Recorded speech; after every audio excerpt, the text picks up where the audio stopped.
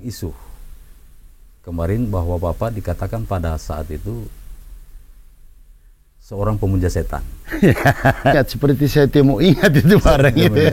Tidak mau ingat itu barang. Pak, ritual itu memang sampai memotong kerbau tidak ada. Tidak ada pada saat itu.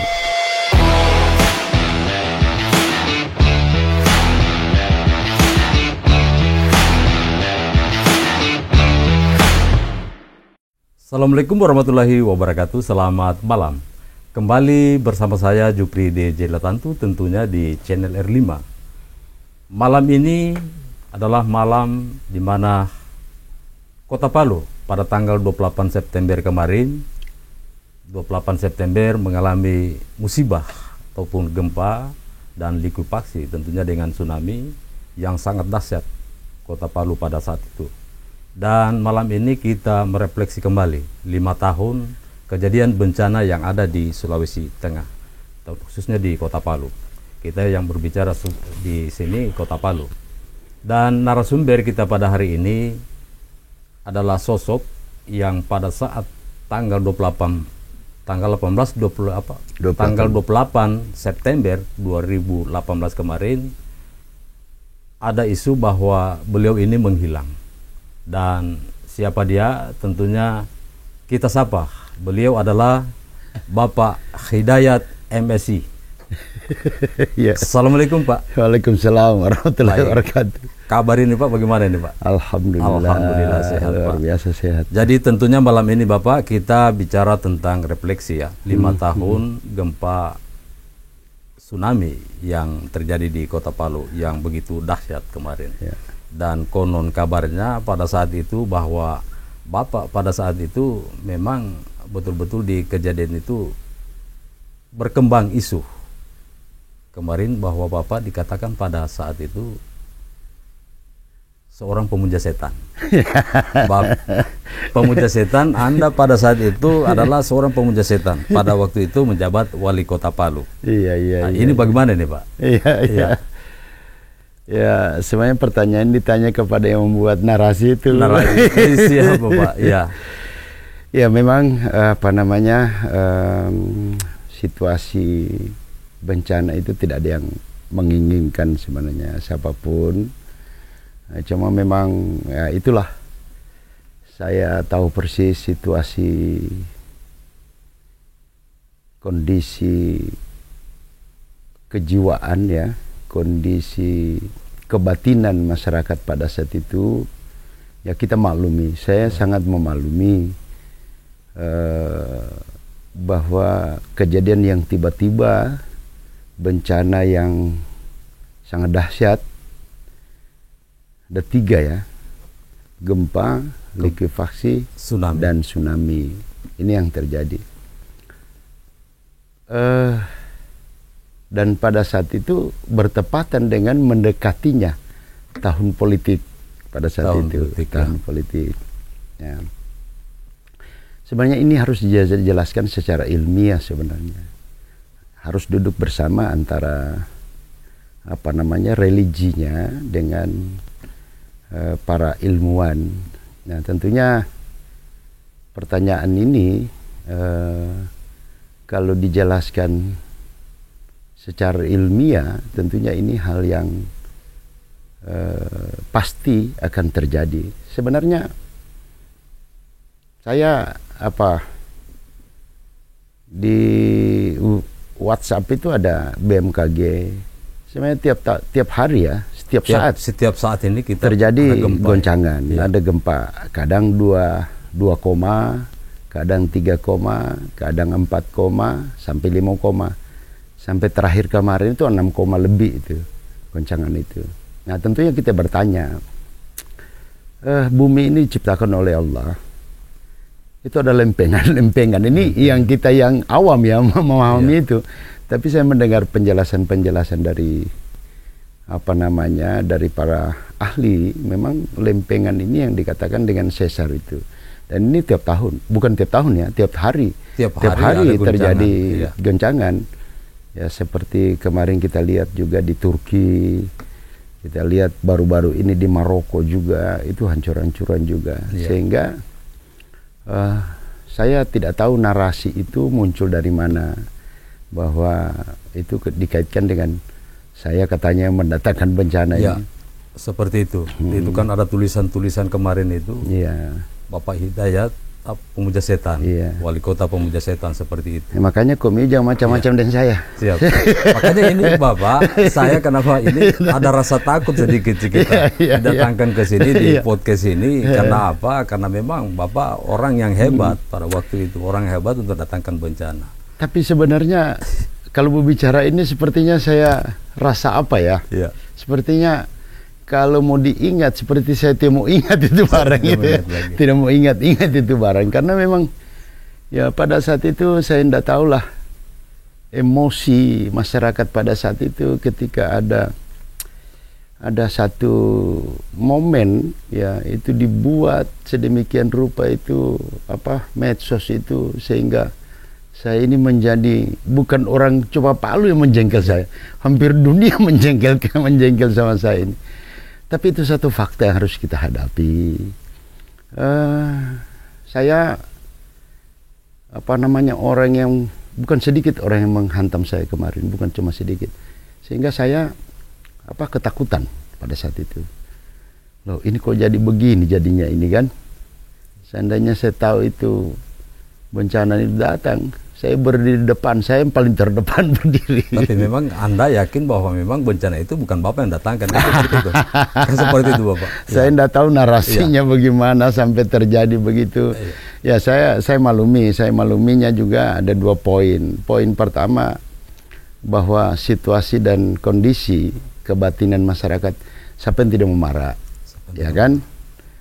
Keluarganya habis, hartanya habis, orang tuanya meninggal, siapa yang tidak marah pada saat itu? Nah, pada saat itu semua kota Palu semua warga kota Palu terdampak. Sigi terdampak, yang paling besar terdampak Sigi dengan Palu pada saat itu. Tapi ya saya kira harus kita terima sebagai seorang, saya pada saat itu harus menerima semua itu, harus menerima. Dan beberapa orang pada saat itu waktu gencar-gencarnya ada yang pro, ada yang kontra. Ada yang pro, ada yang kontra. Nah, yang pro ini saya, orang yang terik-terik itu pernah mereka jemput di rumah, bawa sama saya.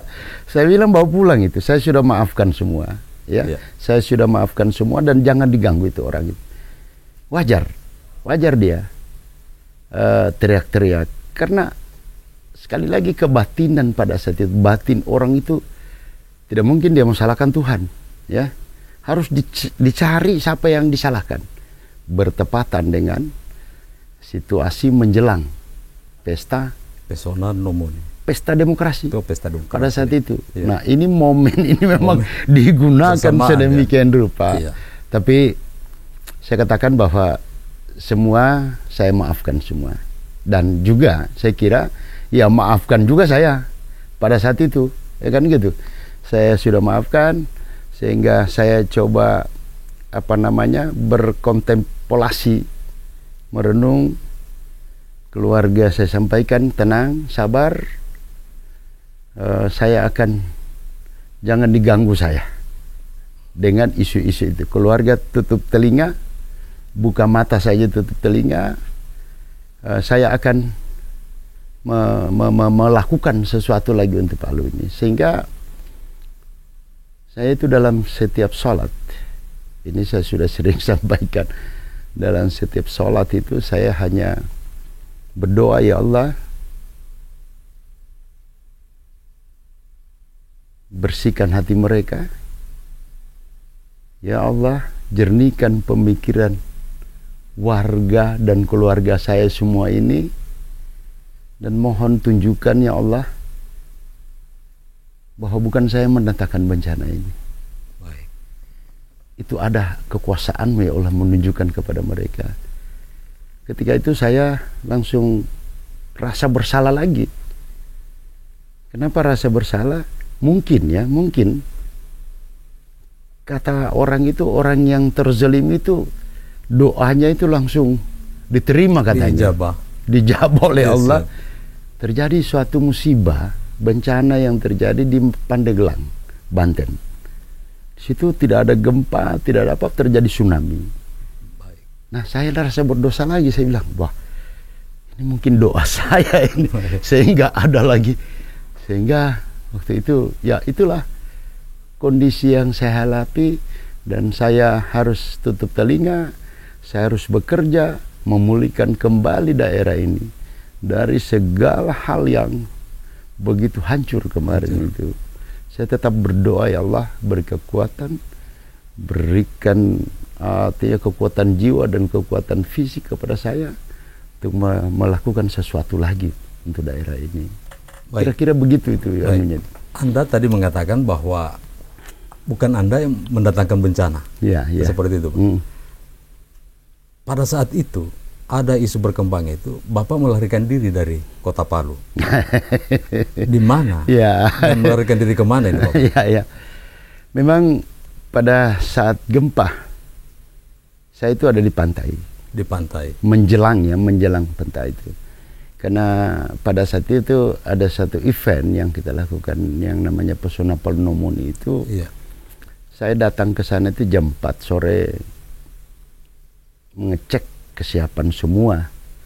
Karena pada saat itu hanya pembukaan. Sudah saya cek bersama Pak Wawali ya, masih Pak Pasya ini, Pak Sigit Purnomo Said dengan Pak Sekot saya berangkat.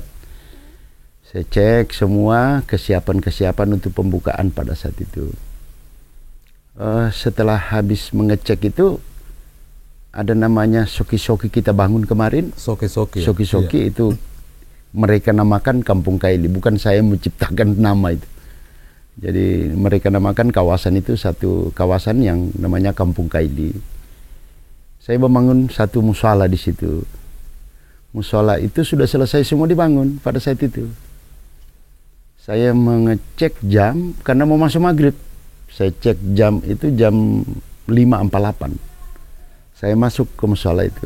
Di dalam mushola itu masih ada serbu gergaji.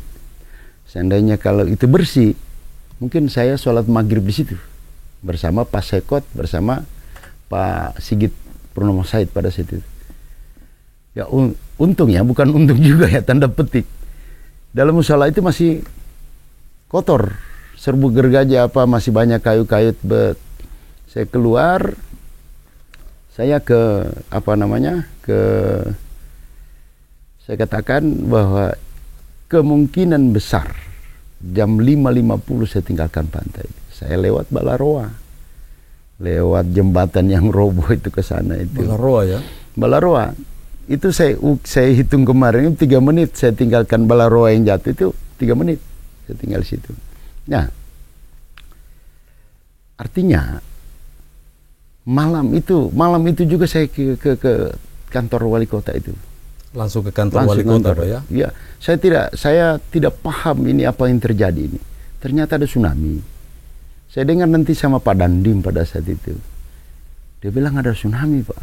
Saya langsung ke pantai pada saat itu. Saya dapat memang benar dan saya mengangkat mayat itu.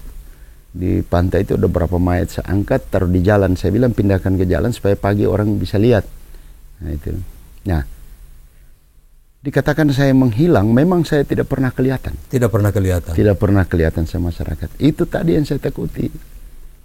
Karena begitu kencangnya, begitu besarnya isu narasi yang dibuat bahwa saya penyebab ini, sehingga kemarahan masyarakat itu saya takut turun. Pernah saya coba satu tempat saya turun, diteriaki saya, pemuja setan, kau yang mendatangkan bencana ini, perlu kau dibunuh saja. Pernah diteriaki? Pernah diteriaki, jadikan sate saya dia itu. Nah, saya takut jadi gesekan fisik. Lebih baik saya tidak turun. Nah, saya kendalikan segala sesuatu saya kendalikan di posko. Saya di posko, saya kendalikan segala sesuatu mengenai kebencanaan, penanganan kebencanaan saya kendalikan di posko. Mungkin itu orang katakan saya menghilang, tidak pernah kelihatan. Itu. Atau memang menghilang ini kan beberapa daerah Pantoloan, Perumnas, Petobo. Mungkin Bapak di Petobo, orang Perumnas menganggap bahwa Bapak tidak ada. Begitu juga di Pantoloan. Harusnya Bapak pada saat itu harus turun. Membagi diri ya, membelah diri, menurunkan lagi satu ilmu. Karena ilmu yang tadi ini kan sudah mendatangkan bencana tadi. Bapak kan orang hebat. Orang hebat. Kan harusnya seperti itu. Iya. Itu saya katakan tadi, bukan saya tidak mau turun, saya ingin sekali turun itu, menyapa warga, ya kan, menanyakan apa kebutuhannya, apa masalahnya, apa yang kurang. Itu saya ingin sekali waktu itu. Cuma sekali lagi, saya takut untuk turun itu ketika nanti ada benturan fisik dengan saya, karena saya anggap pada saat itu mungkin ya masyarakat pada saat itu gelap matanya tiba-tiba ratimbena kita ya itu kita takut. Memang yang perlu kita luruskan ini Pak ya, di masyarakat Kota Palu, bahwa memang Pak Anda itu pada saat itu memang berada di situ. Ya, saya enggak pernah tinggalkan Palu. Dari sana ke Balaroa terus ke kantor wali kota, seperti itu. Tidak, di rumah waktu itu. Masih di rumah. Waktu terjadi bencana itu saya mau hampir mendekat masjid yang yang di Pengawu itu. Iya. Robot 300 meter mangkal dari masjid itu saya. Di situ saya dapat masih dalam mobil. Masih dalam mobil. Saya suruh berhenti sopir. Coba Neo berhenti dulu. Kenapa ini kayak 4 ban ini kayak kempes semua ban 4. Kayak kempes, kayak ban kempes begitu. Setelah berhenti, ajudan katakan ini bencana, gempa. Mereka turun, saya turun. Begitu turun, kayak dibuang di luar saya. Di tengah jalan itu saya setengah mati, sesak napas karena jatuh. Akhirnya saya pergi ke belakang rumah orang itu, tapi orang pada lari semua. Ada seorang ibu di situ kemarin itu, ada seorang ibu tidak bisa jalan, seperti tidak bisa, lumpuh dia itu ibu itu. Ya, saya begitu keluar dari belakang rumahnya itu, dia pakai bahasa Kaili, ikut tuh Pak Wali, gitu dia. Saya bilang iya, angkat dulu saya ini. Mana semua, mbak mau ngana-ngana, ngopo puramu, ditinggalkan sendiri orang tua di situ. Jadi pada saat itu, saya baru mau angkat, ibu itu tiba-tiba, kenapa air dari belakang ini kayak banyak sekali air, dari mana air? Saya lari ke belakang lagi, lihat air, rupanya air keluar dari tanah itu terbelah-belah itu. Akhirnya selesai itu saya mau angkat, anaknya datang, ini ibu ini, orang tua itu, sudah tua orang tua itu. Sehingga situlah saya pulang ke rumah, saya dapat istri saya, tanya sama anak, di mana? Mama, ada di pantai. Saya bilang kenapa? Pada saat kejadian itu? Kejadian itu, katanya ada ke pantai. Iya. Nah, ternyata dia sudah pulang dari pantai, makan makan binte ya di Hasrat itu. Nah, jadi memang kalau dibilang saya melarikan diri, saya kira tidak benar ya. Ya, tidak benar melarikan diri. Saya ada di Palu pada saat itu memang berada di situ. Saya kira banyak pemimpin yang tidak ada di Palu ini. Kejadian itu banyak pemimpin ini tidak ada di sini. Bahkan keluar Palu ya. Iya, mereka sementara kegiatan di Palu, di luar daerah mungkin itu. Ya, gitu. Seandainya ini kan banyak sekali anggapan masyarakat bahwa memang Bapak ini salah satu pendatang bencana. Seperti itu. Nah, seandainya itu terjadi, mungkin hari ini mungkin saya minta diturunkan ilmu itu.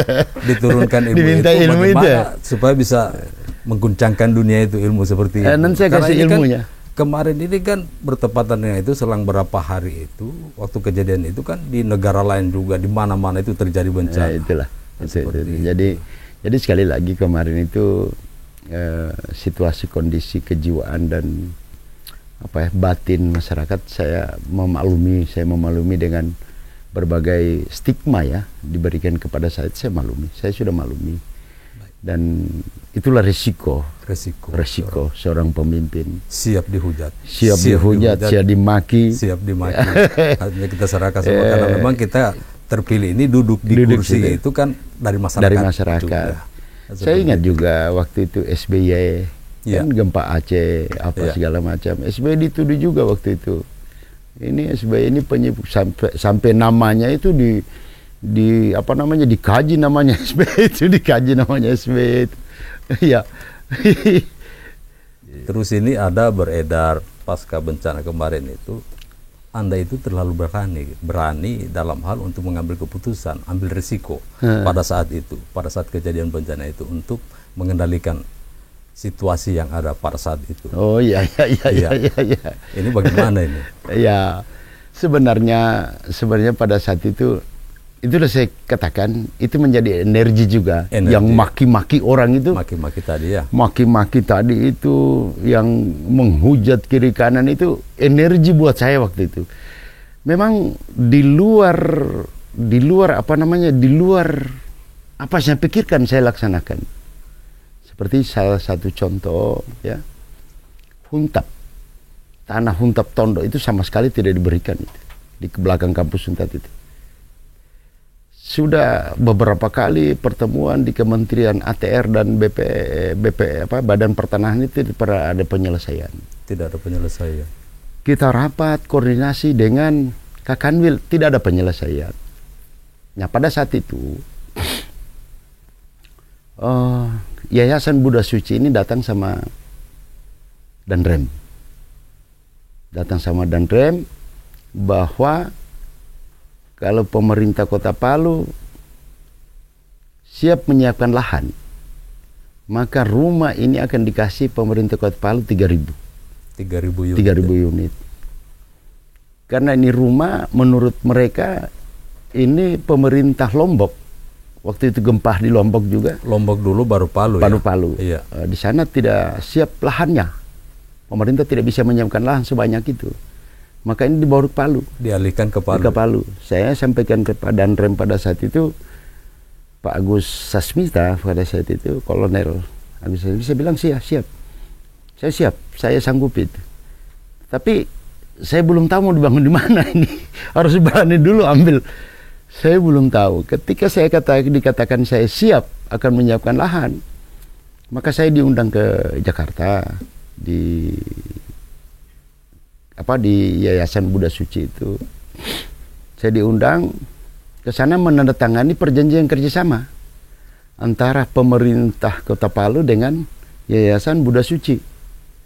Nah, setelah saya disuruh baca itu konsep daripada perjanjian kerjasama itu, saya lihat kok ada bukan cuma tanah kita siapkan, termasuk land clearing, lahan itu bagian pemerintah Kota Palu, termasuk pembangunan infrastruktur jalan dan sebagainya di dalam itu kita punya tanggung jawab. Loh, saya bilang ini berat sekali ini. Nah, pada saat itu ada mewakili dari dari Panglima TNI pada saat itu, asisten logistik pada saat itu. Kami mendatangkan itu disaksikan oleh asisten logistik Panglima TNI pada saat itu. Saya lihat, saya mau bertanya lagi, nanti mundur lagi mereka. Kenapa? Kalau kita menunggu, pikiran saya pada saat itu, kalau saya menunggu anggaran pusat, itu 2020 baru bisa terlaksana. Berarti ini sejak kejadian ini selang berapa hari? Bulan apa hari ya? Hari ya. Disitulah letak keberanian kemungkinan. Ini masyarakat menganggapnya seperti itu. Ya. Ada sebagian orang menganggap bahwa ini keberanian seorang Hidayat melaksanakan pemulihan dari. Ya. Saya belum tahu tanah di mana ini mau dibangun ini kan. Nah, ketika habis penandatanganan saya pulang. Selang berapa bulan, barangkali 1 bulan atau 1 bulan lebih saat itu, datanglah dari utusan dari Buddha Suci, Yayasan Buddha Suci, menanyakan mana tanah itu akan dibangun. Saya katakan, loh ini tidak mimpi saya ini, kok tiba-tiba ini berselang ini sudah menanyakan tanah itu kan. Nah mereka bilang kalau Bapak tidak menyiapkan lahan, ini rumah akan pindah. Iya. Saya bilang pindah kemana? Ke Pandeglang, kan Pandeglang waktu itu tanah juga. Kan hampir ini ya berurutan ya. Iya. Dari Lombok, Palu, Pandeglang. Iya. Saya katakan sama mereka, jangan begitulah, tidak, harus segera ditetapkan tanahnya. Saya minta waktu satu minggu, kasih waktu saya 1 minggu. Kan belum terpikir, saya kira masih panjang ini waktu. Baik. Nah sudah, saya panggillah Kadis Tata Ruang dan beberapa pejabat. Saya minta coba cemana itu peta penlok yang ditetapkan melalui SK Gubernur. SK Gubernur ya pada saat itu. Pada saat itu saya dipaparkan. Itu lokasi itu lokasinya ditetapkan itu Duyu, Talise, Balangguni, kemudian di belakang Polda itu, kemudian di belakang Untat. Untat, ya. Nah, penjelasan itu kita turun, kita cek. Ketika kita cek mulai dari Talise di Balangguni itu, waduh, berapa anggaran untuk membiayai land clearing tanah, meratakan tanah itu kan pembangunan itu. Kita pindah di belakang Polda, sama saja. Nah, pas di belakang Untat itu kan agak miring begini tanahnya, tapi rata. Saya bilang di sini kita bangun. Kadis Tata Ruang bilang, Pak, ini nanti 2025 baru selesai HGB-nya. Saya bilang tidak, di sini kita bangun. Seperti itu, Pak ya? Iya. Ini tanahnya orang, tidak ada sudah kembali ke kantor, panggil Pak Dandim. Kata Pak Dandim saya minta bantu, tolong saya. Pak Dandim saya minta 1 minggu lah. Saya mau turunkan alat ini, saya mau gusur itu. Iya. Pak Dandim bilang, jangan Pak. Kita mau dipenjara dua-dua ini. Ini kan hitung hari. Iya. Anda pada saat itu mungkin ini pemahaman masyarakat ini, Bapak kan berangkat ya pada waktu itu. Iya. Mungkin disitulah masyarakat menganggap bahwa Bapak keluar dari Kota Palu. Tidak bukan ya? Itu. Berarti selang cuma 2 hari saya di sana. Ya? Iya. Itu sudah berapa lewat itu. Baik. Nah akhirnya Pak Dandim waktu itu tidak mau. Saya perlihatkan surat dari Buddha Suci, saya bilang ini Panglima yang saksikan ini. Oh siap, ya? Panglima saksikan. Dia bilang siap. Akhirnya Pak Dandim gusur di sana itu. Pak Dandim gusur itu tanah itu 52 hektar. 52 hektar. 2 hektar. Datang pemilik tanahnya dari Semarang waktu itu. Saya bilang jangan Anda ganggu di sana itu. Saya yang bertanggung jawab. Ini kan nanti 2025 baru selesai. Nah sementara selesai penggusuran, saya calling yayasan itu, Yayasan Buddha Suci, datanglah mereka. Saya suruh bangun sudah selesai. Tidak mau bangun. Dia minta apa? Mana suratnya? Saya bilang tidak pakai surat. Tidak pakai surat ini. Baik. Tetap mereka tidak mau bangun. Nah, baik, menarik sekali ini Bapak. Ini nanti kita langsung ke ini lagi ya. Sebentar lagi kita akan bahas tentang pesona Nomo nih Pak. Tapi sebelum minum kopi dulu Pak. Biar lebih mencair lagi ini suasana. Karena apa? Ini masyarakat ini menunggu ini di sana bagaimana sebenarnya seorang Hidayat kemarin pada waktu gempa itu. Baik.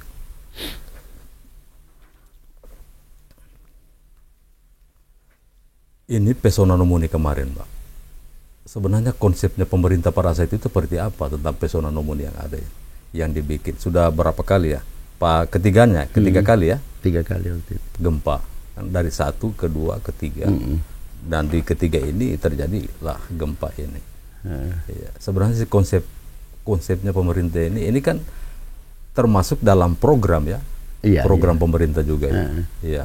Seperti apa sebenarnya konsepnya ini, Bapak? Ya. Mungkin Bapak bisa ceritakan sedikit. Jadi itulah pemicu juga kemarin. Pemicu, ya?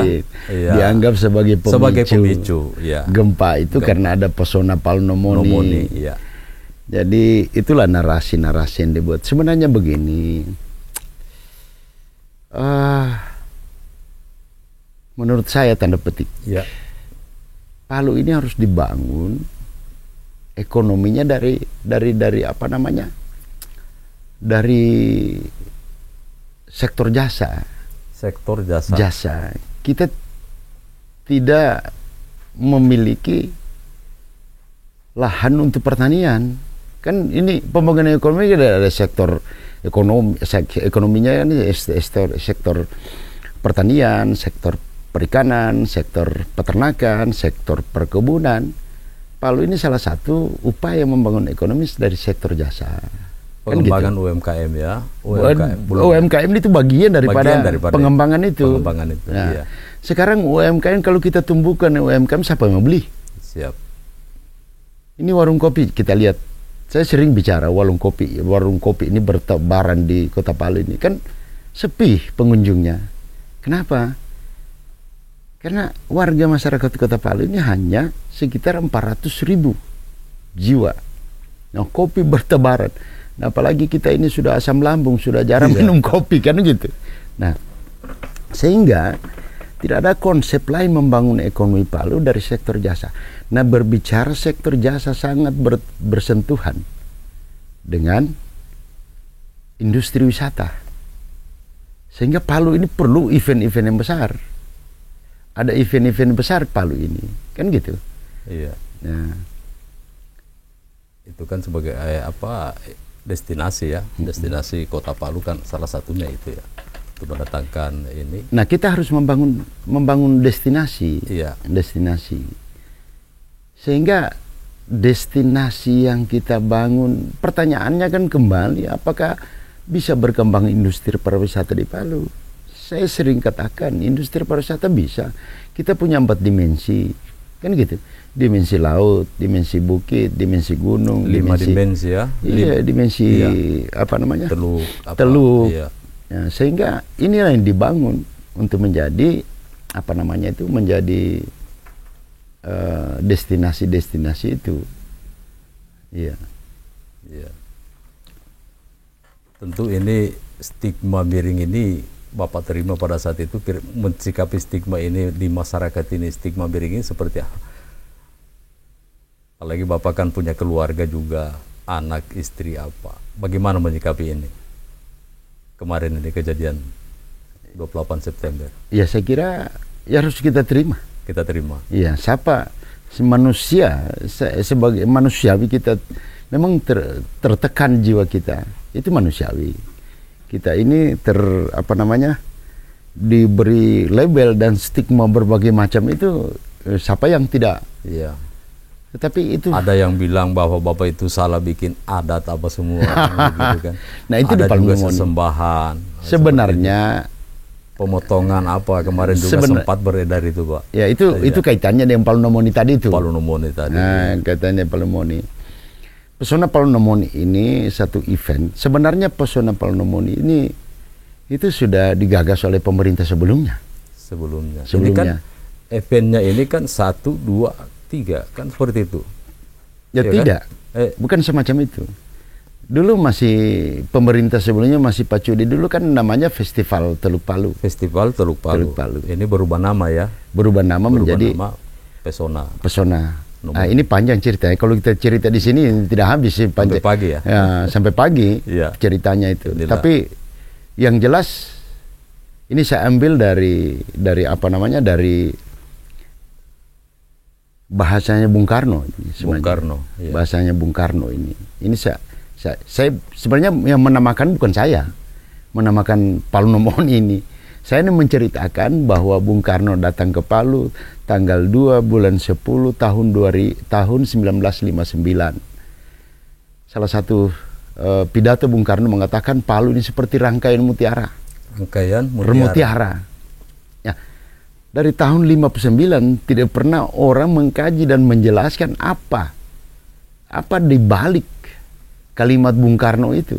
Iya. Mengatakan bahwa Palu ini seperti rangkaian mutiara. Pertanyaannya, apakah kita punya sumber daya alam kita ada mutiara? Tidak ada. Tidak ada. Tapi di balik kalimat ini tentunya ada makna di kekiasan. Ya, saya menjelaskan bahwa ada 2. Saya ini Bali Bangda dulu, saya coba kaji-kaji di Bali Bangda itu, Badan Penelitian Pengembangan Daerah Provinsi Sulawesi Tengah, bahwa ada 2. Ada mutiara dari aspek kehidupan sosial orang Kaili ini. Ada mutiara dari aspek rangkaian alam ini. Ya, tadi itu ada gunung, ada bukit, ada sungai membelah Kota Palu, ada teluk laut. Nah, ini mutiara ini kan gitu, saya katakan. Ini mutiara semua. Ya, kemudian kehidupan sosial kita ini, orang Kaili ini kan orang yang mau menerima siapa saja datang ke Palu. Yang namanya toleransi, kekeluargaan dan kegotong royongan itu sangat kental dalam kehidupan dulu di Kota Palu ini, sehingga saling menghargai bukan hal yang baru sebenarnya di masyarakat Kaili ini. Hal pos sampai subuh, kekeluargaan itu bukan hal yang baru. Dan kemudian hal istilah mereka posiala pale, kerja gotong royong, ini bukan hal yang baru, dan ini modal utama dalam membangun apa daerah maupun bangsa ini. Itu tidak boleh dihilangkan itu. Bisa dikatakan kita memang punya adat. Ya, seperti sebenarnya ya kalau begini, sebenarnya orang salah tafsir dengan saya. Berbicara adat itu adat itu aturan yang sudah turun temurun. Nah, kalau ini berbicara adat lagi, itu adat itu ada 4 aturan adat itu: salam bibi, salam baba, salah kana, ombo. Saya mengangkat ini kemarin bukan adat-adat yang disebut-sebut itu, bukan. Nah, ini yang menjaga 4 nilai tadi, 3 nilai tadi. Nilai toleransi, kekoleran, gotong royong. Salam bibi ini adalah apa ini? Salam bibi ini ucapan. Gara-gara ucapan hubungan manusia dengan manusia tidak baik. Salam bibi. Salam bibi. Salam baba itu hubungan perilaku. Menjaga perilaku manusia. Gara-gara perilaku yang tidak baik, hubungan manusia ini tidak saling menghargai. Tidak ada kekeluargaan dalamnya, tidak ada gotong royong. Kemudian salah kana ini perbuatan.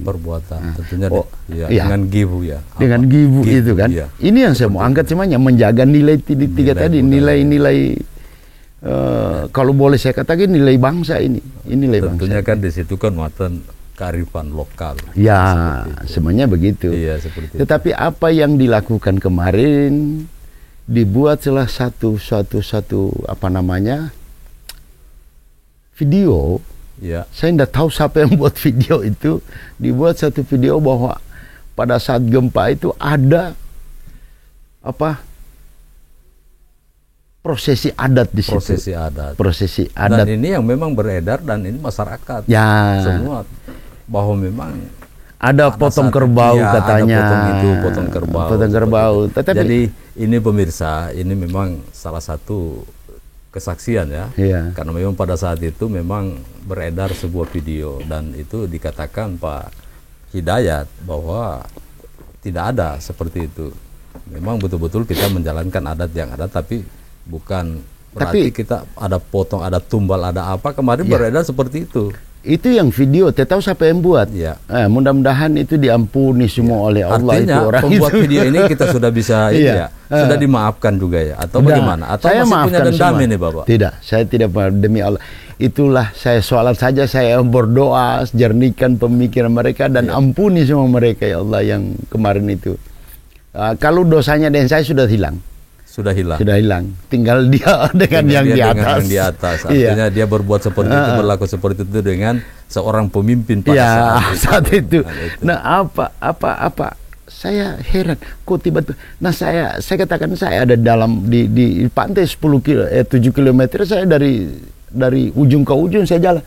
Tidak ada orang membuat sesuatu ritual itu memang sampai memotong kerbau, tidak ada pada saat itu. Kok tiba-tiba muncul video. Nah, video itu saya belum lihat video itu. Kata orang tanya ada tumpeng, ada apa? Sampai ada kepala kerbau. Itu yang dari peristiwa dari mana? Saya tidak tahu juga. Kan mungkin ada peristiwa seperti itu, tapi dimasukkan dalam cerita itu. Cerita ini.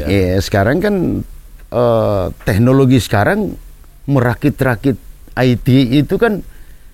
Kepala orang ini kan bisa mereka ganti anjing juga, kepala anjing. Dan harusnya kan memang kalau memang seperti itu betul adanya, mungkin sudah diperbincangkan di mana-mana kan seperti itu. Artinya dibahas lagi itu tentang kaitannya dengan adat. Kan. Kejadian-kejadian video itu. Karena ini bentuknya hoax, maka tidak berkembang ini. Seperti itu. Kan. Tapi katanya begitu. Begitu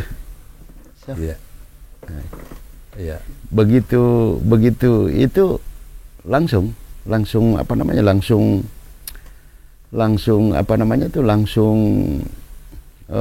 hilang video itu. Saya cari-cari juga di video itu seperti tidak ada lagi. Dihapus mungkin saya kira. Itu semacam ini ya intermezzo atau mau diambil atau tidak terserah kamu kan seperti itu. Yang penting sudah ada tayangan seperti itu. Kan dunia sekarang kan seperti itu Pak. Ya dunia sekarang kan bisa saja apa saja. Ini IT luar biasa. IT luar biasa karena memang dunianya sekarang untuk membuli, untuk menjatuhkan orang, untuk ini kan semua di situ. Jadi seperti itu Pak. Keluarga pada saat itu Pak bagaimana? Istri, keluarga yang lain. Mereka merasakan hujatan itu. Hujatan itu. Cuma saya bilang saya kuatkan jiwanya. Kamu harus kuat. Kamu harus tabah dan selalu berdoalah. Ya, mudah-mudahan semua cobaan ini kita bisa lewati. Kita lewati dengan baik. Ya, alhamdulillah saya masih diberi kekuatan, diberi kesehatan untuk kembali berbuat semampu saya di dalam mengatasi penanganan bencana kemarin itu. Itu di luar apa namanya? Di luar, kalau saya coba bayangkan seperti filmnya Mbak Yul dan Tuyul itu. Tuyul dan Mbak Yul itu bakar pantainya Son. Seperti begitu saya kemarin jalan. Jadi seperti gila saya kerja kemarin. Saya tidak pernah takut lagi. Tidak pernah takut barangkali mau masuk penjara, mau masuk apa, sudahlah. Nah, ini salah satu apa namanya? Salah satu energi juga sebenarnya yang menghujat saya itu. Tentu Pak, di 5 tahun ini bagaimana perasaan Anda pada saat ini, refleksi 5 tahun ini? Kan besok ini tanggal 28 Pak, 28 September, tentunya 5 tahun. Perasaan Bapak bagaimana? Ini kan di masyarakat ini masih beredar juga orang-orang yang masih ini memperbincangkan tentang Bapak. Ada tiap tanggal 28 itu pasti orang terkenang dengan itu, mengingat itu. Ya, saya kira perasaan Bapak ini bagaimana?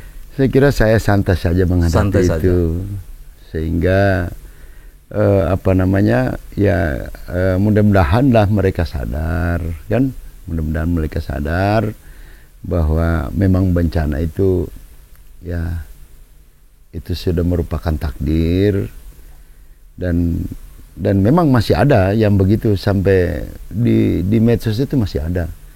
Saya waktu itu kan bukan cuma masalah bencana, saya dibilang ditangkap di Makassar, ditangkap di Jakarta karena narkoba. Sampai seperti itu. Sampai seperti itu. Itu masih dibuang di medsos itu. Masih dibuang juga di sampai medsos. Media itu memuat. Lah, ini luar biasa ini. Ya, itulah. Tapi semua. Tentunya ditanggapi dengan ini ya. Saya tidak pernah menanggapi dengan serius dan emosi. Semuanya itulah tatanan kehidupan yang harus kita lewati. Itulah bunga-bunga hidup harus kita lewati. Sebab kalau dibawa dengan emosi, saya kira Palu ini belum begini. Siap. Ya. Artinya tidak ada juga keberanian seperti tadi. Tidak ada keberanian. Ambil resiko. Resiko itu. Itu baru satu itu. Kemarin itu jalan hancur semua ini, kan tidak punya dana kita. Nah, bayangkan itu kalau kita mau tunggu pusat. Kita mau tunggu pusat. Ini ya, akses jalan ini. Jalan Kota Palu ini hampir berapa persen hancur itu. Itu kemarin saya mengambil sikap. Saya panggil 2 pengusaha ini, laksanakan, jangan tanya uangnya. Laksanakan dulu pembangunan ini. Tapi memang begitu mereka laksanakan, saya dapati, waduh, saya bayar dengan apa ini? Memang waktu itu cuma satu opsi saya kasih mereka. Kalau saya tidak bisa bayar, sudah masuk ke penjara saya. Masuk penjara? Masuk penjara. Sampai seperti itu? Sampai seperti itu. Itu kan harus dibayar 15 miliar itu. Semua jalan satu Kota Palu kita perbaiki ini. Harus 15 miliar itu. Ya, harus dalam melaksanakan ini sudah terbayang penjara. Terbayang. Penjara. Tidak mungkin saya mereka bunuh. Ya, kalau tidak bisa saya bayar, tidak mungkin mereka bunuh. Paling ujung yang terjelek sama masuk penjara. Tapi alhamdulillah, itulah kesyukuran saya, semua langkah-langkah yang mengkhawatirkan, berisiko secara hukum, saya bisa lewati semua kemarin. Nah, bayangkan satu Kota Palu, ini hancur jalan ini. Begitu. Nah, 14 hari sesudah bencana itu saya perintahkan kerjakan, jangan tanya uang. Saya yang bertanggung jawab. Artinya mungkin kalau tidak diambil langkah seperti itu juga, mungkin sampai tahun 2020 macam ini kan turunnya anggaran dari pusat kemungkinan 2020 ya. Nah, sampai sekarang kan belum selesai itu. Belum selesai. Sampai sekarang belum selesai pembangunan infrastruktur. Pemulihan ekonomi ini belum selesai. Itu masih terus, sudah 5 tahun ini. Masih terus berjalan ya. Kalau itu saya tunggu kemarin. Ini kucuran dana dari pusat masih juga berjalan. Kita kan pinjaman Bank Dunia nih, Asian Development Bank. Oleh pemerintah pusat dipinjam untuk kita ini. Untuk pembangunan infrastruktur. Ini kan belum selesai semua. Nah, saya kira kemarin itu memang betul-betul saya tidak ada bantuan dari pusat. Dari mana-mana saya tidak ada bantuan. Ya, betul-betul hasil kerja kemana-mana kita ini. APBD yang ada. Bayangkan membangun infrastruktur jalan itu di pemukiman Huntap itu dan membuat jalan 9 kilo panjangnya itu dari belakang Huntat sampai Talise itu kan dana APBD kita semua itu. APBD ya. APBD. Karena kenapa? Kalau saya tidak bangun jalan itu, ini kan menghubungkan Huntap 1, Huntap 2, Huntap 3. Masih ingat tidak berapa dana APBD? 103 miliar. 103 miliar APBD itu kita anggarkan ke sana itu. Baik. Dan alhamdulillah waktu itu kita dibantu oleh Jepang membangun 5 jembatan di Jalan Baru itu. 1 jembatan, apa namanya itu? Jembatan 4 itu.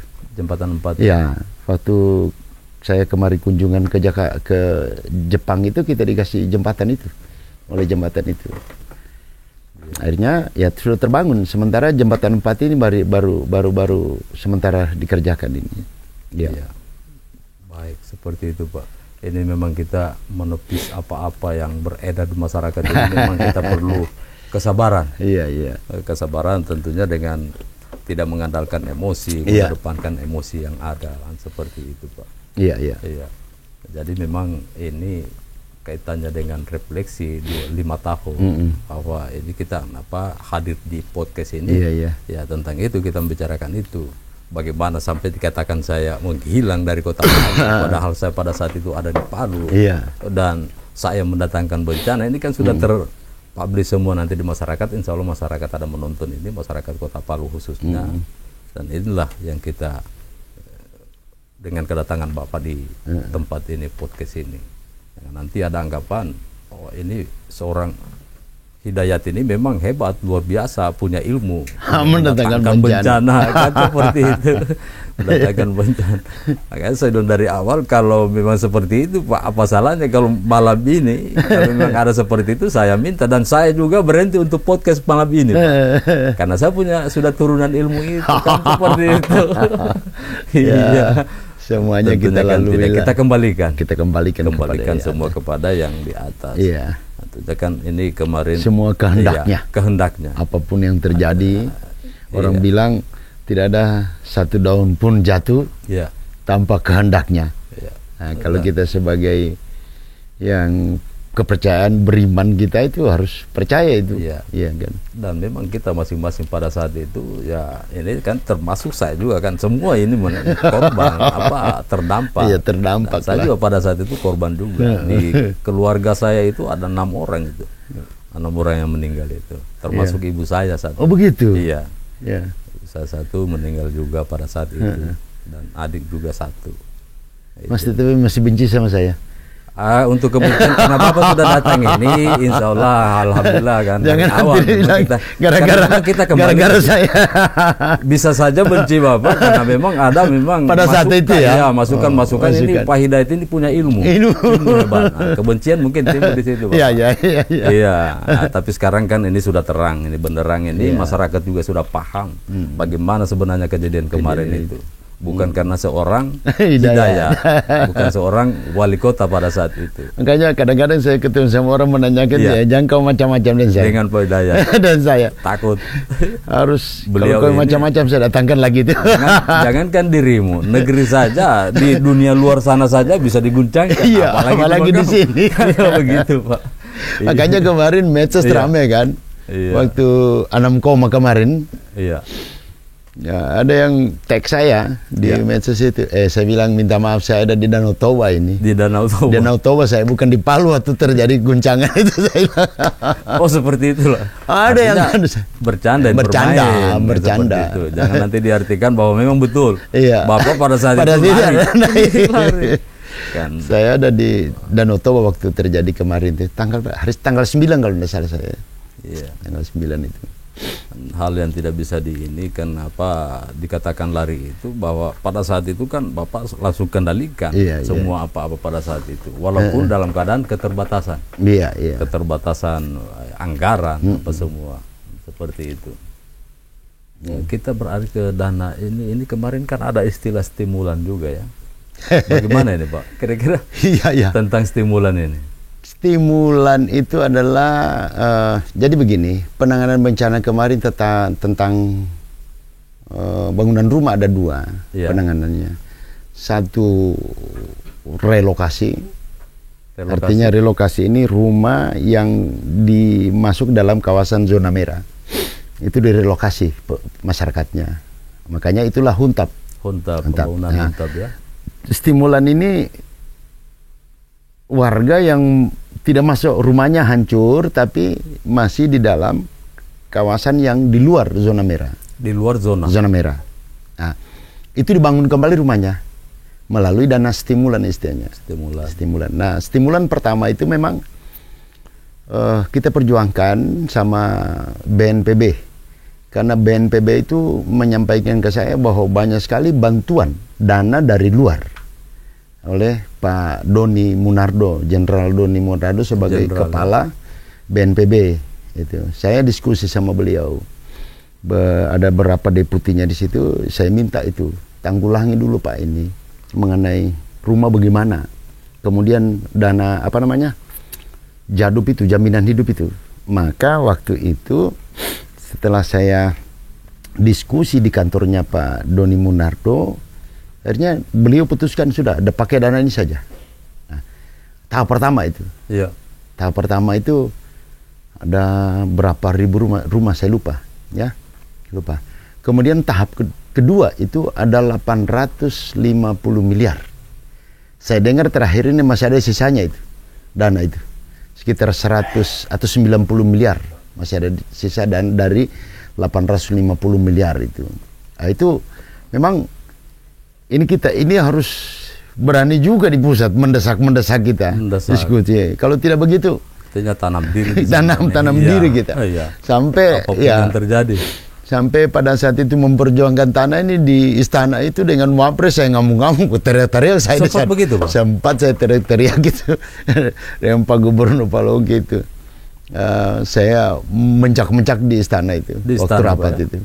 Artinya ini demi warga. Karena ada beberapa dirjen yang main-main menyembunyikan tanah ini. Saya bilang ini Pak Wapres ini dirjen ini sepertinya mau main-main ini. Main-main. Belum tahu ini. Iya. Ini saya lihat ibu ini sepertinya apa ya? Iya. Ngarang saja dia ini saya bilang gitu di depan. Sampai bahasa seperti itu. Sampai begitu saya di kemarin itu. Tapi akhirnya alhamdulillah yang paling khawatir saya itu masuk penjara saya tanah itu. Tapi alhamdulillah waktu itu turun suratnya diurus oleh Pak Wapres. Saya cium surat ini, ya Allah, terima kasih ya Allah, tidak masuk penjara saya, ya Allah, turun surat itu. Nah, ini stimulan ini kan puluhan ribu rumah. Ada rusak berat, ada rusak ringan, rusak sedang, ada yang harus direlokasi. Ya, tapi sebenarnya itu sudah tuntas. Dana itu kita perjuangkan 850 miliar pada saat turun. Tapi ada sisanya saya dengar sekitar 90 miliar Nah, rumah yang kita bangun, saya mohon maaf ini bukan mau tunjukkan bahwa kita ini jago, tidak. Kan gitu. Artinya kita berbicara kenyataan pada saat itu.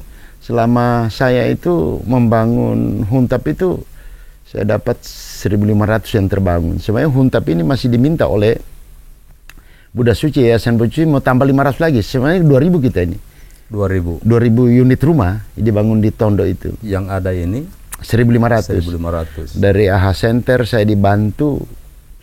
Pokoknya saya masuk saja. Akhirnya dibantu 100 unit rumah oleh AHA Center. AHA Center ini asosiasi negara-negara ASEAN, ya.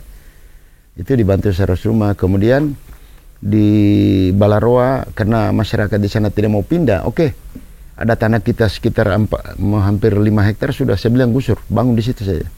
Yang di Duyo ya? Di Balaroa ya? Balaroa. Kita bangun sendiri itu, Balaroa itu. Dengan upaya kita sendiri. Akhirnya wali kota se-Indonesia ini membantu satu-satu rumah. Itu dibangun di sana itu. Sempat seperti itu? Iya. Semua wali kota ya? Wali kota se-Indonesia ini. Saya minta waktu itu dengan Ketua APEXI, Asosiasi Pemerintah Kota se-Indonesia, kita pertemuan di Semarang. Saya minta bantu saya. Walaupun satu rumah saja, satu wali kota. Akhirnya mereka sepakat waktu itu. Nah itulah kita bangun di apa Balaroa itu. Perumahan Balaroa itu kita bangun. Di Balaroa Huntap itu kita bangun. Tapi alhamdulillah. Jadi mungkin hampir 2.000 saya bangun rumah selama saya menjabat. Hampir 2.000-an rumah saya bangun. Ya hampir lah.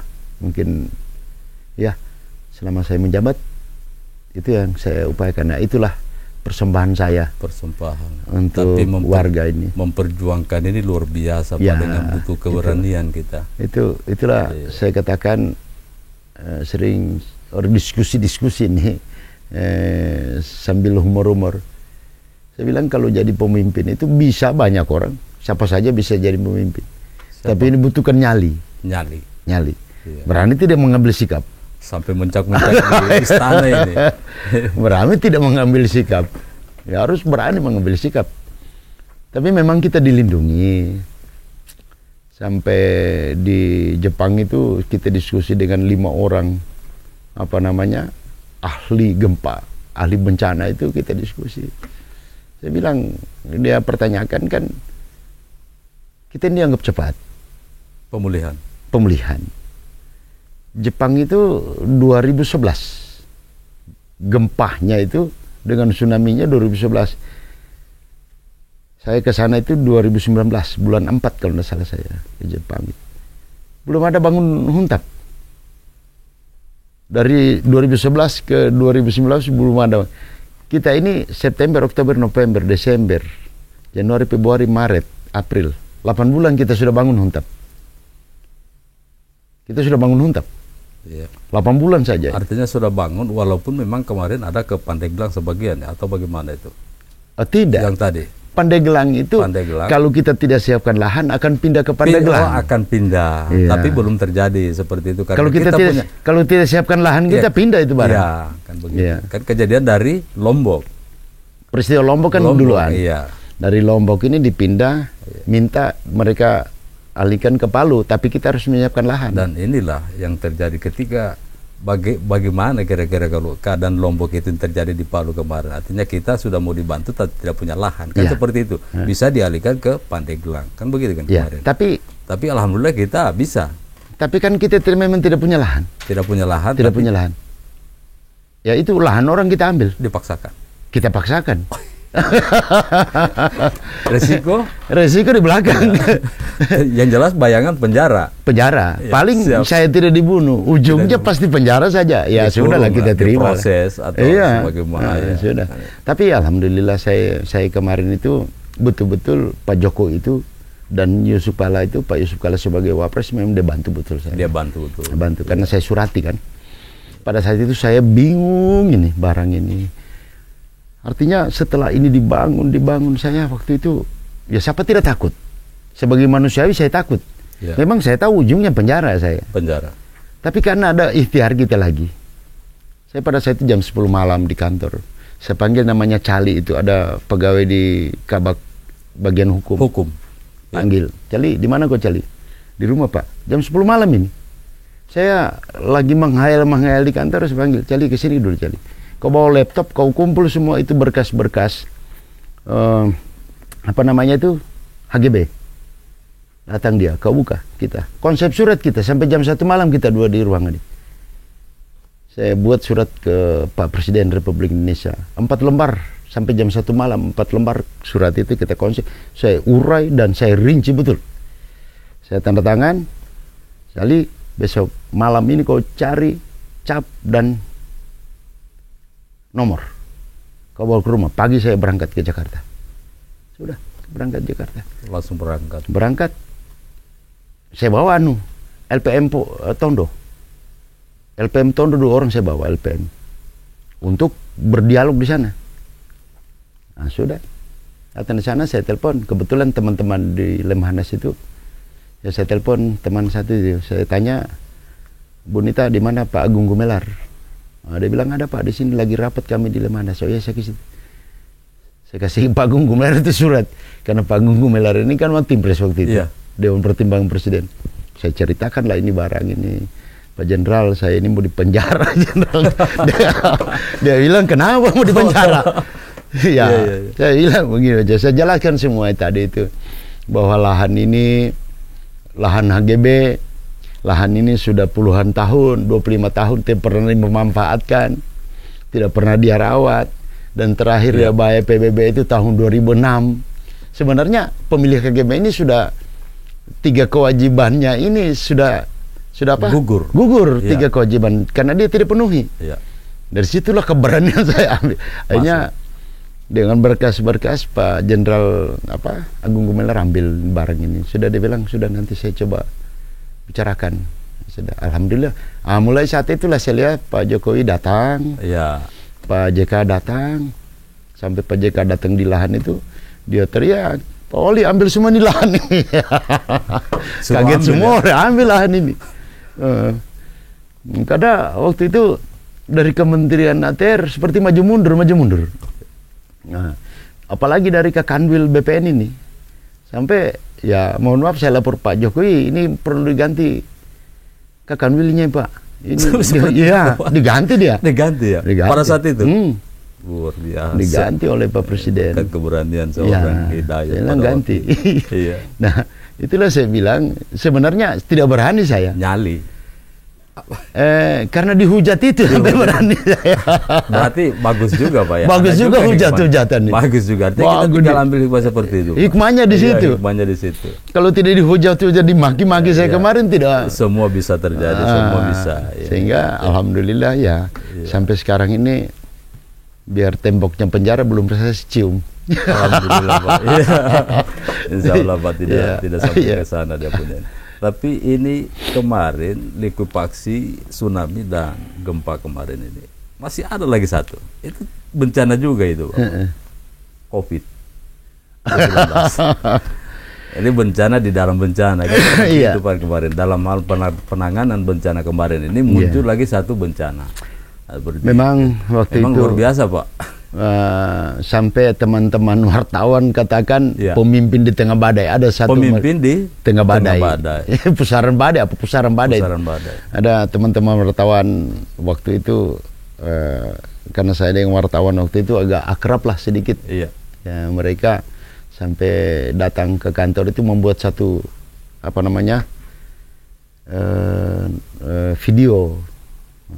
Mereka namakan judulnya Pemimpin di Tengah Badai katanya. Pemimpin di Tengah Badai. Karena memang bertubi-tubi ya badai ini. Mereka menjelaskan. Nah, itu kita menghadapi 2018 kita menghadapi bencana alam ya. Bencana alam. Ini baru kita memulihkan sedikit ini. 2020 yang muncul lagi nih dengan gaya baru. Corona ini.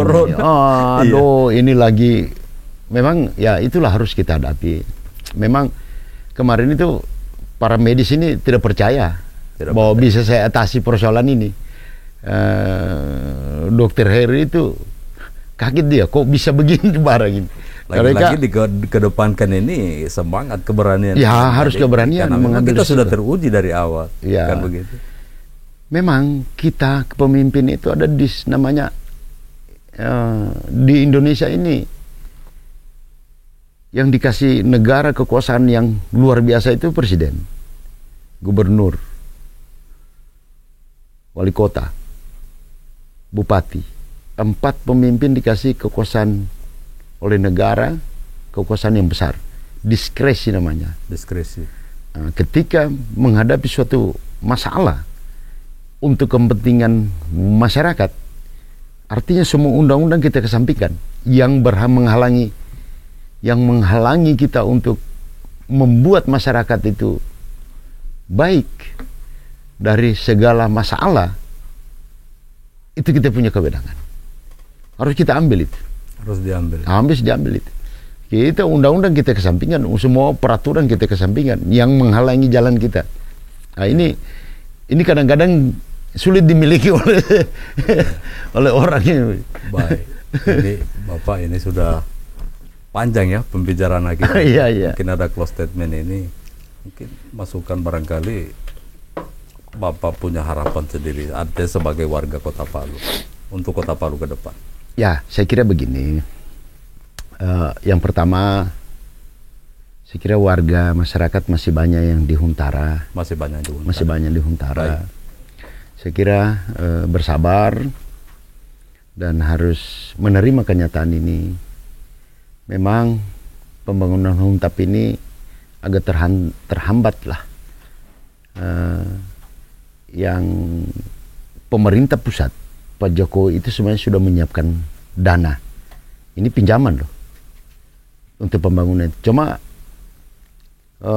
warga masyarakat kita tidak tahu bahwa dana itu sudah siap semua untuk melakukan rehabilitasi dan rekonstruksi. Infrastruktur sudah siap. Ya, cuma ya itulah terhambat dengan lahan ini kemarin ini. Ya, itu sebenarnya lahan Tondo Huntap 1 saya katakan itu, Huntap 2 di belakang Polda, Huntap 3 di belakang di Talise Walengguni, itu kan sudah clear sebenarnya itu. Sudah clear karena lahan HGB semua. Ya, cuma ya itulah gerakan-gerakan kemarin. Saya sebenarnya memperjuangkan lahan itu betul-betul saya tidak mau perpanjang. Mendingan kita bagi untuk masyarakat kita yang belum punya tempat. Ya? Tempat. Kan begini, saya ini orang lapangan saya bilang. Ya. Saya tahu tuh masyarakat kita itu satu kepala keluarga itu satu rumah itu ada 4 sampai 4 kepala keluarga deh. Ya, kepala keluarga. Kepala keluarga. Anaknya kawin. Ya. Nah, mereka tidak punya lahan. Nah, lahan itu begitu luas. Ini kalau saya bicara begini nanti dibilang lagi, wah ini. Ya. Tapi tidak, ini fakta. Mereka miliki lahan itu puluhan tahun. Bahkan 25 tahun, 30 tahun. Mereka tidak bangun apa-apa. Mendingan kita bagi ke masyarakat. Apalagi yang sudah selesai masa waktunya. Kenapa diperpanjang lagi? Nah, ini harus dibagi ke masyarakat saja. Kasihlah 10 kali 10 supaya mereka bisa membangun rumah di situ juga, karena mereka gabung sama orang tuanya terus kan begitu. Nah, ini yang banyak yang hal begitu. Itu yang saya pertahankan betul kembali. Ya? Tidak ada lagi perpanjangan HGB itu. Ya. Sehingga ya oke lah. Ya, tapi kenyataan berkata lain toh. Berkata lain. Kita tidak bisa. Ya. Baik. Memang ini Pak, bicara masalah bencana kemarin ini, apalagi ini represi ini, tentunya kita berbicara tentang kejadian apa. Iya. Ini yang ada itu memang agak panjang pembicaraan ini. Apalagi kita bicara secara detail. Dan kemarin, tapi tentunya kan ini sudah ada keterwakilan dari apa yang dipertanyakan oleh masyarakat pada saat ini. Yeah. Apalagi besok ini tanggal 28 ini pasti itu teringat kembali. Pasti, sudah pasti seorang Hidayat kemarin kita. Saya juga ini kan ada beberapa undangan juga untuk memperingati itu. Tapi sebenarnya begini, saya ini masih apa ya, terngiang ya dalam jiwa hati saya, pikiran saya. Ada semacam masih takut-takut ya berhadapan dengan masyarakat. Yeah. Jangan-jangan masih terngiang juga mereka bencana itu. Saya menimbulkan bencana itu, sehingga saya ini masih ragu-ragu. Masih ada perasaan saya lah, masih seperti dulu. Masih orang benci saya. Manusiawi lah. Ya. Nah, seperti itu, karena kita kan memang karena banyak beredar itu bahwa kita itu pendatang, pemicu. Dan lama itu otak masyarakat itu dimasuki dengan itu. Sehingga sampai sekarang ini saya masih bukan malu-malu, ragu-ragu lah, masih orang terima. Dalam hati saya itu kalau saya duduk seperti di pesta saja itu, ada perasaan saya ini dimaki-maki orang saya ini. Seperti itu Pak ya? Saya begitu. Belum hilang perasaan itu buat pribadi saya, belum hilang perasaan itu. Orang masih benci saya ini. Kenapa masih ada anggapan seperti itu ya? Seperti masih ragu-ragu saya, karena ya? cukup masif trauma dengan itu. Kemarin diteriaki masih trauma semua. Diteriaki kemarin sudah 5 tahun ya. 5 tahun masih 5 tahun. Perasaan saya masih trauma. Makanya kalau turun sama masyarakat itu masih ragu-ragu saya. Apalagi ke Petobo, ke Perumnas ya. Perumnas itu. Saya orang Perumnas, Pak. Ya. Artinya kalau untuk saya pribadi sih Pak, saya ini memang serahkan. Kita saja semua, artinya kita sama-sama ambil hikmah di balik semua kejadian ini. Seperti itu, artinya masing-masing sih. Mungkin di luar sana orang kehilangan ini beda juga pemahamannya. Itu dia tahu kenapa saya trauma ini sepertinya seperti mau duduk itu sama orang itu mungkin ya. Perasaan saya itu orang bilang itu sudah pemuja setan datang. Tetapi ya itu tidak bisa dihilangkan. Tapi kalau sekarang ini tidak ada lagi. Masih ada di telinga. Masih ada. Pemuja. Masih ada dalam perasaan saya. Tidak, kata-kata itu yang didengar. Tapi ketika saya jalan-jalan orang sudah senyum dengan saya. Sudah senyum ya? Sudah senyum, orang sudah terima mungkin. Tidak ada lagi main-main tunjuk itu. Dalam hati saya ini, mereka tunjuk dengan mulut, itu sudah punya. Insya Allah Pak, dengan adanya hadir di podcast ini, mudah-mudahan amin, masyarakat bisa lebih paham tentang itu kan. Ini yang kita harapkan. Nah, seperti itu. Artinya bukan nanti tiap tahun bertahun-tahun diperingati, bukan memperingati ini ya kejadian gempa, tapi memperingati. Ternyata bisa merokok di sini. Perguntingan. Silakan Bapak. Selalu diperbincangkan namanya Bapak di situ. Itu seperti itu. Ya, saya kira sudahlah. Mari kita tinggalkan semua itu. Mari kita pandang ke depan. Pandang ke depan. Ini menjadi sejarah, bagian dari sejarah kehidupan kita. Ke depan ini ya, mari kita menatap ke depan. Kalau kita hanya belakang terus, harus kita menatap ke depan. Ya, mudah-mudahan semua kita ini dikuatkan semua jiwa kita dengan menghadapi berbagai bencana itu. Baik, kan kita ini kan di dunia ini hanya pelaku. Tentunya yang menentukan segala-galanya ini adalah yang di atas. Kan, kapanpun, dimanapun itu kejadian itu pasti akan ada, tapi tentunya kita tidak berharap seperti itu. Jadi memang kita jalani saja kehidupan seperti ini. Artinya semua masyarakat itu mungkin bisa mengambil hikmah masing-masing di balik semua kejadian itu. Baik Pak, atas kehadirannya pada malam hari ini. Semua masyarakat sudah tahu bahwa seperti itulah kejadian. Jadi pada saat itu Bapak tidak berada di tempat itu seperti yang dikatakan masyarakat banyak di luar sana. Ternyata memang ada pada waktu itu. Kejadian di Malaroa, terus ke rumah, dan malam itu juga langsung ke kantor wali kota. Baik, mungkin kita cukupkan Pak.